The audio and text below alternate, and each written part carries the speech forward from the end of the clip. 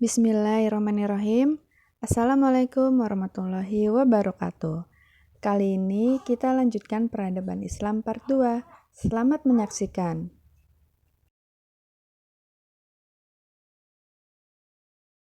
Enam, Kairo.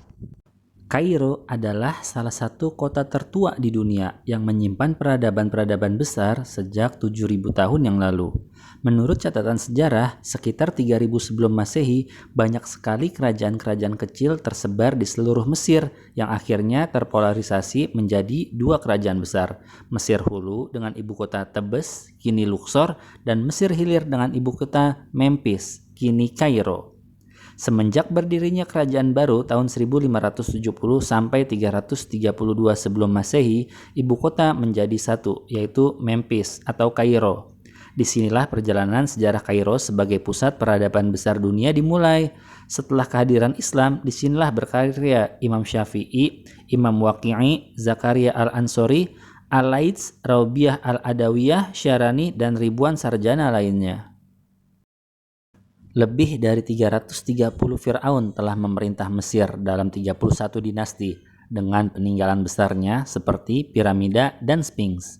Mesir juga adalah panggung sejarah 15 raja keturunan Cleopatra, Alexander the Great, dan pemerintahan Romawi. Islam hadir di bumi Kairo pada tahun 641 Masehi di bawah pimpinan sahabat Amr bin Ash yang fondasinya dilanjutkan dinasti Fatimiyah, Ayyubiyah, dan Turki Utsmani. Kairo adalah gudangnya ulama dan dapurnya buku-buku dengan Al-Azhar sebagai mercusuar ilmu dunia. 7. Istanbul. Jika dunia ini adalah satu negara, maka Istanbul adalah ibu kotanya, kata Napoleon Bonaparte. Istanbul pernah menjadi ibu kota Kekaisaran Romawi, Kekaisaran Bizantium, Kekaisaran Latin, Kekhalifahan Turki Utsmani, dan menjadi kota terbesar pada masa Republik Turki.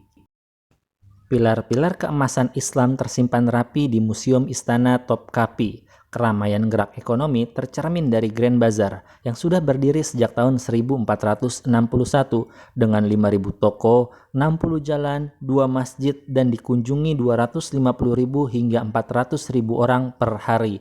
Kemegahan arsitektur tampak dari Hagia Sophia, Masjid Biru, dan Masjid Sulaimaniyah. Kerapihan administrasi dan diplomatik tampak dari kemegahan Istana Topkapi dan Dolmabahce Saray. 8. Persia.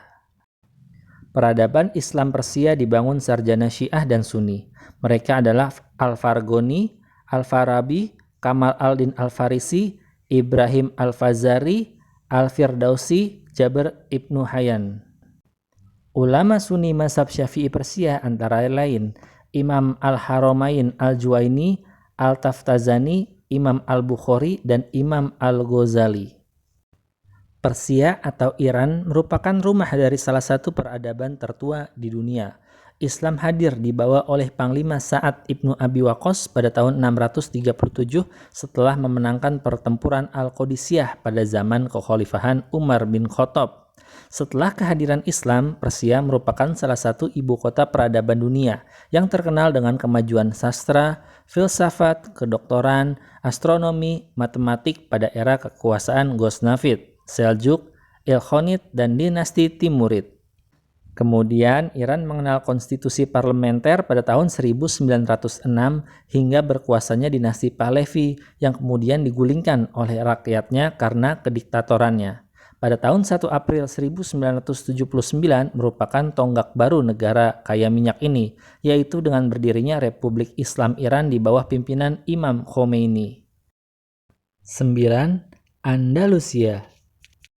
Kota tersebut dipenuhi oleh harta kekayaan yang dapat menyilaukan para pengelana dunia. Kolam-kolam merkuri yang bersinar memantulkan sinar matahari melalui tembok marmer dan langit-langit dari emas.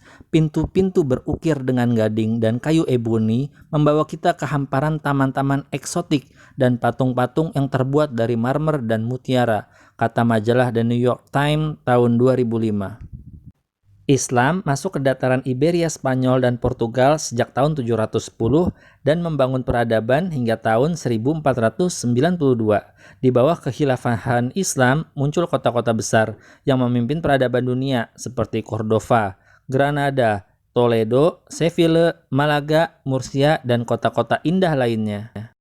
Selama masa keemasannya, peradaban Islam tumbuh dan membahana dalam berbagai bidang, seperti sastra dengan tokohnya Ibnu Hazm, Ibnu Abdi Robbihi, astronomi dengan sarjananya Ahmad Ibnu Nasr, Az-Zarqoli, filsafat dengan ulamanya Ibnu Rusyid, At-Turtusi, Ibnu Bajah, Ibnu Tufail, ilmu kimia, dan kedokteran yang sangat berhutang budi kepada Ibnu Sina, Al-Razi, Ibnu Al-Baitar, Abbas Ibnu Firnas, Jabir Ibnu Hayyan, ilmu botani yang teorinya banyak dikembangkan oleh At-Tiknari, Al-Ghornati, Ahmad Ibnu Hajjaj, dan Al-Ishibili, serta disiplin-disiplin lain dengan ratusan tokohnya. 10 bukan kota tapi peradaban Cina Muslim. Islam pertama kali dibawa ke Cina oleh sahabat Sa'ad Ibnu Abi Waqqas yang pernah datang bersama Ja'far Ibnu Abi Thalib dan Wahab Abu Kabsyah. Pada tahun 651, Sa'ad diterima dengan ramah oleh Kaisar Gaozong dari dinasti Tang. Atas dasar persahabatan dan menghargai kekuatan kaum muslimin, Kaisar menyetujui pembangunan masjid pertama di Guangzhou yang dikenal dengan nama Masjid Huaisheng atau Memorial atau Lighthouse Mosque. Meskipun tentu ada beberapa versi bagaimana Islam masuk ke negeri Cina. Pada awalnya, Islam tersiar dari Timur Tengah ke Cina melalui 2 jalur yang sangat jauh. Kedua jalur tersebut adalah jalur yang kemudian dikenal sebagai jalur sutra dan jalur lada. Di samping pengiriman para pendakwah yang dikirim langsung oleh pemerintah Islam di Jazirah Arab, penyebaran Islam ke Cina juga terjadi berkat jasa para pedagang Muslim di masa tersebut. Berdakwah sambil berdagang membuat banyak orang Arab Muslim tiba di Cina.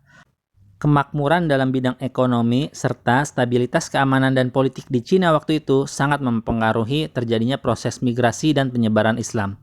Apalagi hubungan persahabatan antara The Middle Kingdom, julukan bagi Cina dengan dunia Arab terjalin dengan baik. Terima kasih sudah menonton, semoga bermanfaat. Wassalamualaikum warahmatullahi wabarakatuh.